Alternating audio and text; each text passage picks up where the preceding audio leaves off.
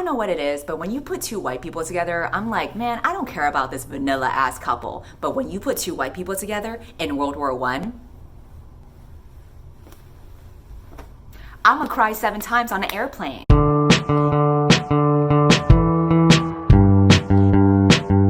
As I said before, every month I'm going to be doing a giveaway for 5 brand new books by Book of the Month. Book of the Month YA is a subscription service where you can get the best new YA releases. They pick 5 books every month and you get to choose your favorite to be shipped to your house. The 5 books they picked for December include Queen of Nothing, because we know that you hoes out there are thirsting for more fairies, Reverie, which is an LGBT fantasy, Hearts, Strings, and Other Breakable Things, which is a contemporary about first love and second chances, Where the World Ends, which is an adventure book that takes place in Scotland, and Dangerous Alliance, which is a historical romance for Jane Austen fans. Giveaway details will be in the description, but I recommend that you take advantage of the holiday deal where if you use the code READWITHCINDY, you can get your first box for $5. Bruh, that's just 1 coffee away from a brand new book. The deal ends on the last day of 2019. Okay, onto the video. You might notice that I am gonna be all over the place in the videos I post this month. Last video, I was at an Airbnb. This video, I'm at a hotel. Next video, I'll be at 2 different hotels. So if you care enough, you're probably wondering, where the hell am I going? I'm currently in the process of moving. I know I just moved to my new apartment like 3 months ago, but listen, my neighbors are hearing me talk about fairy porn whenever I read A Court of Thorns and Roses. The wings are very sensitive, and if they get stroked during sex, then the fairy comes. Also, pretty much all of my old coworkers know about my videos now, so I also had to move jobs and move states. It's a lot of moving because I have a lot of shame. In the midst of me moving around the country, I will also share, wearing this bathrobe is dangerous. That's the price I pay for trying to look bougie in front of you guys. I will share all of the books I read in the month of November. Instead of reviewing them in chronological order, I will be talking about them from 1 star all the way up to 5 stars. The worst book that I read is You by Caroline Kepnes. I picked up this book because I was doing a buddy read with Angela and Chanel, and they both gave it 5 stars. They loved it so much. They thought it was so exciting, and I was like, can't relate. This is a thriller novel about a girl named Beck who has a lot of problems, and that's a lot coming from me. She meets a bookstore worker named Joe. Joe is the type of person who I think if everyone on Reddit came together to do an orgy and had a child, that would be him. They meet at the bookstore, they hit it off really well. He ends up stalking her for the rest of the book and gets really, really horny. He does stuff like follow her around the city, going through her emails, breaking into her apartment to smell her clothes. He is the quintessential panty sniffer. She makes it so conveniently easy too, because she just has her windows wide open and chooses to masturbate right in front of it. You could argue that she likes the voyeuristic aspect of it. It's like the hotel I'm staying at right now. It's facing the street, I have a big ass window. I'm just waiting for my Joe to come watch me and see if there's a nip slip through my bathrobe. Just me and my pillow waiting for Joe. This dude is so obsessed with the main girl because she happens to like the same books like him, and she also happens to be the same pretentious hipster as him. Honestly, this book is just propaganda against supporting your local bookshop. I mean, yeah, Amazon kills bookstores, but also bookstores have guys that will kill me if we have the same quirky interests. God forbid. The story ended up being a nonsensical string of events, but the worst part of it was that the writing style was so clunky. It's like this stream of consciousness mixed with crude language in order to appear edgy or different, which is exactly like my YouTube videos. Disgusting. And I'm not trying to be a prude because obviously I don't mind vulgar stuff, but looking back at this book, I really don't understand the point of it. I feel like the author just wanted to write a creepy story using the second person perspective and put a bunch of profanity in order to make it edgy, but really it's just gimmicky. To prove to you that the writing is terrible, I'm gonna read out loud some parts that I thought were especially bad. Your bra is pink, hot pink, so that I don't forget about your tits under your sweater, not for 1 second. When I hug you, I smell flowers and laundry detergent and pussy juice, and I wonder how hard you had to go at your pillow, and I'm proud of myself for not checking your email for 2 solid hours so that I could give us all the suspense we need, and you're about to tell me, fuck this date, come upstairs, and I pull away. Sir, this is a Wendy's. If you can smell her vagina but also smell laundry detergent at the same time, she has a yeast infection. You need to stop and help a girl out. It's specific, but at the same time, it's not specific enough. What does this juice smell like? Every woman has a different diet, so no pussy juice is ever gonna smell the same. If a woman eats a lot of pineapples, she's gonna smell really sweet and fruity. But if a girl only eats hot Cheetos for her diet like I do, that pussy be stinky. It's on fire. Your lips are gonna burn. No offense to Beck, but I'm different. Next quote. I kiss you and you kiss me me and this is well worth the wait and your magnolia is gonna take me in. Won't be long now. You're sopping wet. Ready. Magnolia? Georgia O'Keeffe who? If you have to describe a girl's vagina as a magnolia, you gotta take her to a doctor because she has too many folds. At this point, I'm concerned for Beck's hygiene. There's this one scene where Joe visits Beck's friend's house. Beck's friend is super attached to her, and so he goes snooping around this friend's room and he finds photos of Beck that she kept. And he realizes that the friend is not just codependent on Beck, she's also obsessed with her sexually. Now I realize that these pictures are smeared, loved, and sticky. Some of them have fingerprints. I look closely and see streaking layers of lady juice, and that's why they all have this filtered look. How do you have lady juice streaked all over the pictures? Does she have a vagina down there or does she have a sprinkler? Like, how does this work? Does she just like go to town and then the juice comes out in spurts? Why is this so messy? Again, I feel like they all need to see a doctor. Here's a piece of conversation that I tapped. So the good news is I know exactly what I want. You do? I say, and I hope you'll ask me to eat you out in the bathroom at Starbucks. This is the definition of that escalated quickly. First of all, why Starbucks? I guess because you want some coffee beans while you flick the bean.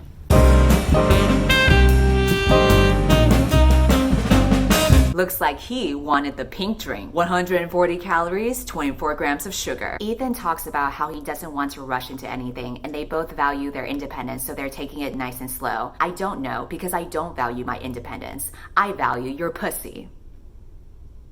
Sir, this is a Starbucks. There's this one scene where the main character, Joe, gets mugged by a bunch of guys. My machete is in the basement and I am upstairs and I hear them charging me, whoever they are. There are 3 of them, faceless dudes in Barack Obama masks. 2 big, 1 smaller. This wasn't a vulgar scene, but I was just confused at how random it was. Why? Becoming who? Michelle, sweetie, I am so sorry. I splash cold water and I go on, just like Celine Dion's heart did back in Bridgeport.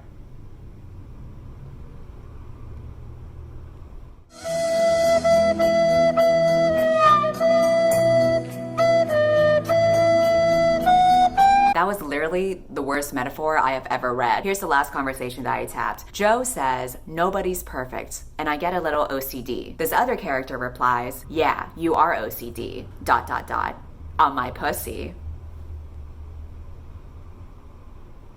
Who makes comments like that? Nobody just talks that vulgar in real life. PTSD, more like PT pussy. Okay, yeah, I do, but that's different because I'm a dumbass and this is an actual book. If I had to use post-it tabs for every time Joe talks about pussy juice, I would kill a whole tree. I hope you get a sense of what I mean, that not only is the content of the writing completely ridiculous, there's also so many stream of consciousness and run-on sentences in order to be a stylistic attempt. It's kind of like Catcher in the Rye as erotica. All in all, garbage. The other book that I rated 1 star is Wool by Hugh Howey. This is a sci-fi dystopian novel about thousands of people who live underground. They've lived there for so long and they have operated under these really strict rules. You have to never go outside and you have to never mention that you might like going outside. This is a 500-page novel, but originally it used to be a novella, and maybe it should have stayed as a novella because holy shit, I was so bored while reading this. I found this to be such a generic sci-fi apocalyptic story with no standout character, no thought-provoking themes, just nothing that would really make it any different from any other sci-fi novel. The main guy is this super angsty, brooding guy who's still grieving over the death of his wife, but before she died, she knew these secrets about their society. For a while, she went a little cuckoo because she knew things, but she kept on saying them in very cryptic words. And then she died and he'll never know what was the actual secret.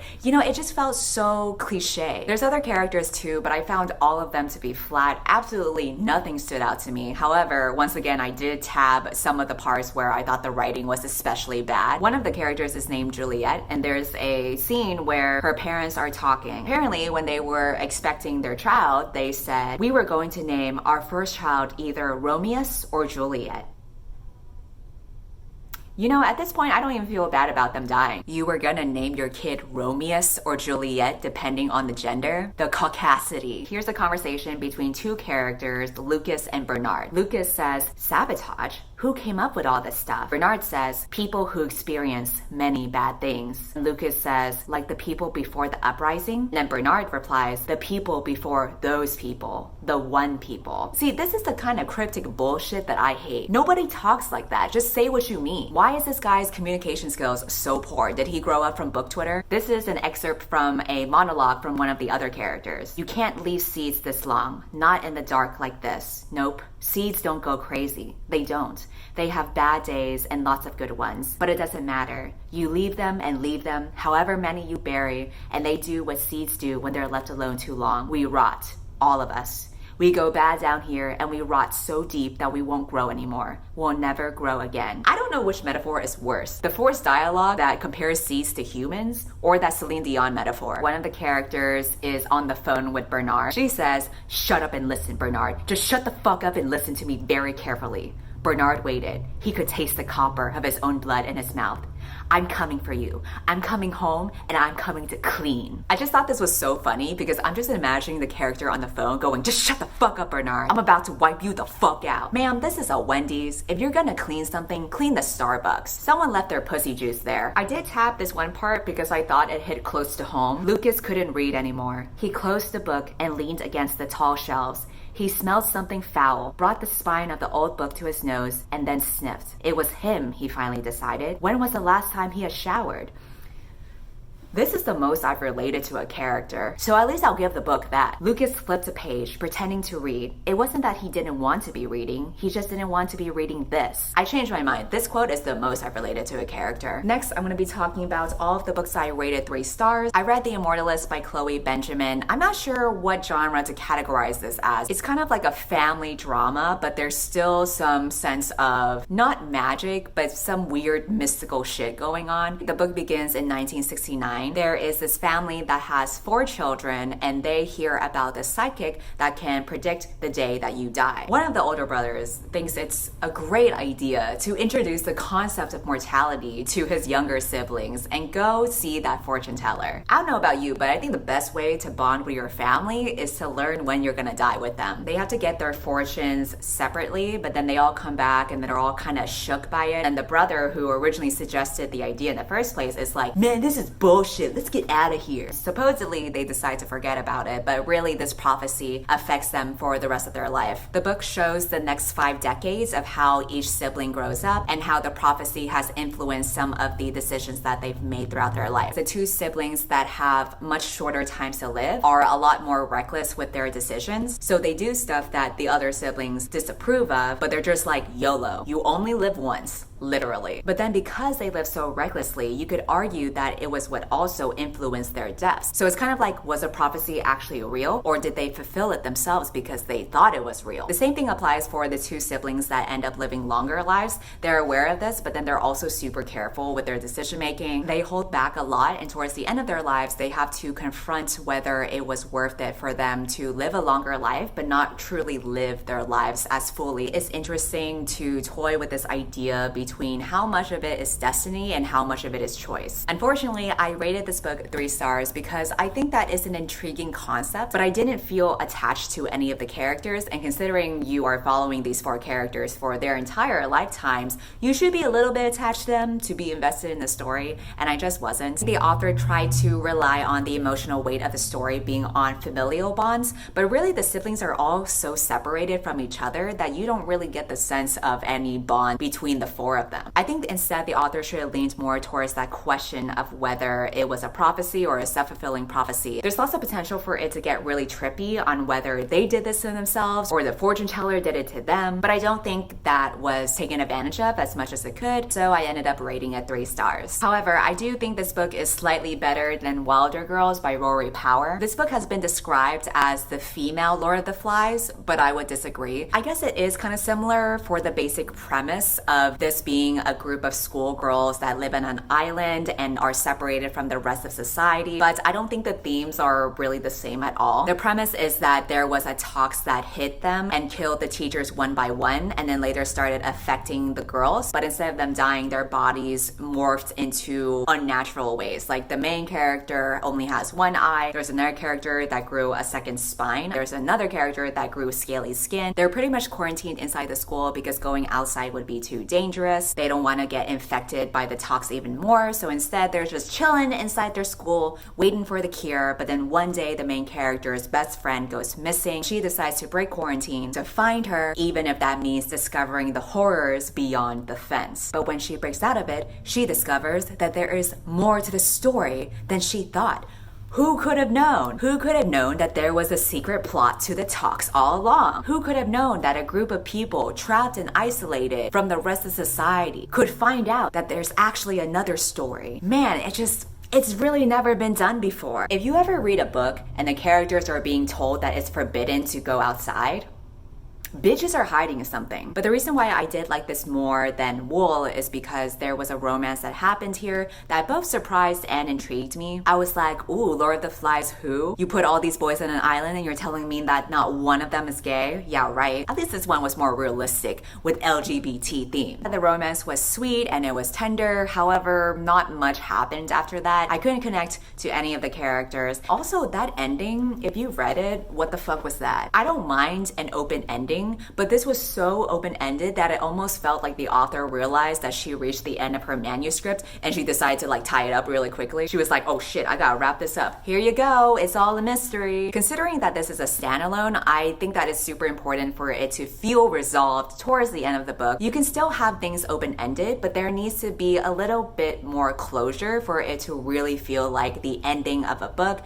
and for you to feel like you properly invested yourself in this book. Fortunately, I didn't invest myself at all, so we're good. I also decided to read 2 books by David Sedaris, Dress Your Family in Corduroy and Denim, which I rated 3 stars, and Calypso, which I liked better and therefore I rated it 4 stars. David Sedaris is a very prolific writer who has written a bunch of books that are a collection of essays about his life. He has a very interesting upbringing and a very interesting family. He has a humorous approach to interpreting life. Even when dark stuff happens, he is able to make light of it in a way, but it's still poignant at the same time. Sometimes the stuff that happens isn't necessarily mind-blowing or crazy. Like sometimes they can just be very mundane events, but the way that he writes about them and reflects upon them is kind of like a funny way of looking at everyday life. This was the first book that I read by him. I kind of wish this wasn't my first one because I was left feeling underwhelmed. I was surprised that I chuckled out loud while reading this book because I usually don't laugh at all. I usually have like resting bitch face when I read, but there were a couple lines that were actually really good. I enjoyed learning more about his dysfunctional family, but ultimately there wasn't anything that stood out to me that would warrant 4 stars. This also might be because this was my first book, but I felt like a lot of it was supplemental information about his life, which I knew nothing about. As a first-time reader, it didn't feel like I was getting the complete picture. And then when I read Calypso,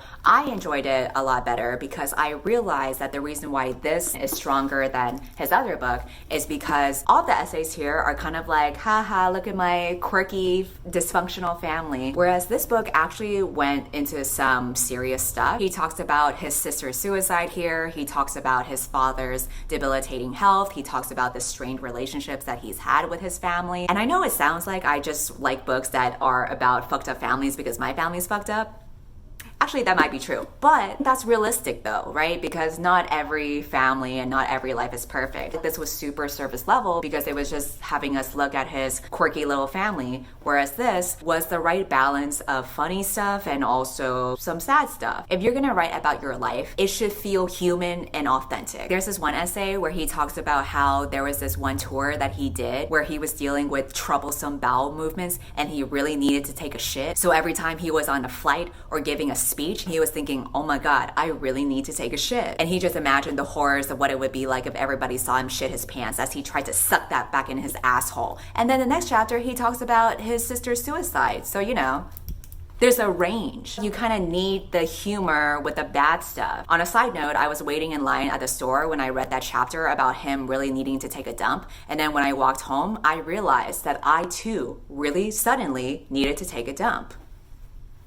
His impact. The reason why I did not rate this 5 stars is because I still think the book could dive a lot deeper, because there's clearly a lot of complicated family relationships and thoughts about mortality that he's dealing with now that he's getting older. It's almost like he planted the seeds of this topic and then he moved on to the next essay before you could really think any further into it. That might be just his style though, where he likes to write very short form essays that kind of give you the start of an idea and then you can take what you will from it. But I personally find that if there is a thought-provoking subject, I would really love to dive deeper into it and experience this whole journey with the author. But maybe that's not David's style. But regardless, I still think that he is a chill author. I think if I ever got to meet him, I would totally love that experience because he just seems like a pretty chill dude. The final book that I rated 5 stars was Lovely War by Julie Berry. I was on a plane to San Francisco because I am moving to California permanently, maybe, which means that I couldn't bring any library books with me because I wouldn't be able to return them in person. The way that I got out of this was I requested Penguin Teen to send me a copy of this book. They're not paying me to do this and I'm not expected to give a review. If I did hate the book, I would be completely honest about it. I really just picked it up because I needed an actual book to read on the plane that wasn't a library book, but holy shit. I was expecting it to be 3 stars or 4 stars, but the fact that I cried 7 separate times on the airplane while I read this shit warrants a 5-star read. This book is a historical romance, and funny enough, last year around the same time, I read All the Light We Cannot See on the plane, and I also cried like a little bitch while reading it. So I'm starting to see a trend here where if I read a historical romance that takes place during World War I on a plane, I'm not gonna survive. But I didn't think that I would like it because there is like some kind of mythological tie to it, and I'm not really into mythology. The premise is that there are these Greek gods that congregate together because Aphrodite is on trial. Aphrodite is the goddess of love. She had an affair with the god of war. She has to explain to her husband why love and war keep on banging. Why are they internally drawn to each other? So she was like, all right, let me tell you a story. And the rest of the book dives into the stories of 4 central characters that lived during World War I and World War II. The main girl meets a handsome guy at a party in London. It was love at first sight, but unfortunately he gets drafted to go to the war onto the killing fields. They try to sustain their relationship during a very dark time in history. I don't know what it is, but when you put 2 white people together, I'm like, man, I don't care about this vanilla ass couple. But when you put 2 white people together in World War I, I'm gonna cry 7 times on an airplane. The same thing happens in All the Light We Cannot See. They literally met only 1 time, but still, I cried like a bitch. I'm not even exaggerating when I say it was 7 times. It was at least that amount because I started counting after a while, and I will put a picture of me crying on the plane. This was when I got off from my seat and then I went to the airplane bathroom and I took a selfie of myself just to commemorate this moment for you all. I don't know if it was because I was permanently moving to a new place and I had to leave my adoptive father and I was feeling really sentimental when we said I love you to each other. But a bitch was really going through it, okay? There's this one part where the 2 characters get to reunite only for 2 days in Paris. They spend their days doing the most cheesy ass couple shit ever. Like they go to the Eiffel Tower and then they kiss in front of the tower. They get a fancy meal together and share their pasta and exchange loving looks with each other. And it's fucking cheesy and disgusting. And you know what? I cried the entire time because I'm like, bitch, this is the only time they have. The context of it being during World War I affects me so much more compared to if it had been in present day. You really appreciate all of these cheesy things or these mundane things because those characters or those people that existed back then did not have the luxury of enjoying those things. When you have the contrast of this real moment in time of such tragedy and death, but then pair it with the hope and humanity of pure love, then it makes a bitch feel soft, okay? Aside from that, there are these two other characters that fall in love. I liked all of them. Honestly, all four central characters are really endearing, but I especially liked the portrayal of Audrey, who is a black soldier. Not only did he join the regiment, but he is also a really talented musician, and he has like the best quips ever, and he has so much personality to him that I loved reading about his character. He was so charismatic. You could tell that Julie really put in a lot of effort to researching what it was like for an African-American soldier being sent to Europe to help end the Great War, and what is the type of discrimination that they go through among other soldiers that they're supposed to be fighting along with. And a lot of times when you look back at these big historical events, a lot of it is really whitewashed, and so it's nice to see that perspective. There's a really long historical note towards the end of the book where she details different topics about black servicemen in the Great War, exporting Jim Crow, women during World War I, because the Great War also had a huge impact on women. It was very clear that she did a lot of thorough research and she put in a lot of thought and care into representing different groups that had survived the World War, or maybe even didn't survive. I found the book to be so heartwarming and heart-wrenching. If you are a romantic at heart, you will probably cry alongside with me. Otherwise, if you're not into romance, I don't know how you will receive the story, because I do think the couples fall in love with each other pretty quickly. But you know, I really wasn't bothered by that. I feel like the circumstances that they went through really made the experiences feel more human, and it was just some good shit, okay? I love when books make me cry, because then I feel something for once in my goddamn life. So those are all the books that I read in November. In the month of December, I plan on reading The Dream Thieves, The Weight of Our Sky, A Court of Frost and Starlight, My Lovely Wife, and Little Black Book. I also owe some shout outs. Every time I hit a milestone, I will shout out another small booktuber. Last time I did this, I had 58K, and now I have 60K. What the fuck? How do we get here? I don't know, but I'm gonna divert attention by recommending other booktubers to you. The first booktuber that I want to recommend is the Psycho Nyx. She's really into books and anime and art and gaming. She took a break from booktube for a while because the booktube community can be a bit much sometimes, but I'm really glad that she's back. Even if you don't read books, she also has done a lot of bullet journal setup videos, and I think they are super aesthetically pleasing and relaxing to watch. She is very, very talented. And it's not even her artistry in journals, it's also the artistry on her face, because her makeup game is fucking on point. The next booktuber I want to shout out is Moonlight Scrawls. She is a Filipina booktuber, and she is a huge fan of Harry Potter, specifically the Marauders. I hope that's how you pronounce it. I don't know, because I don't read Harry Potter yet.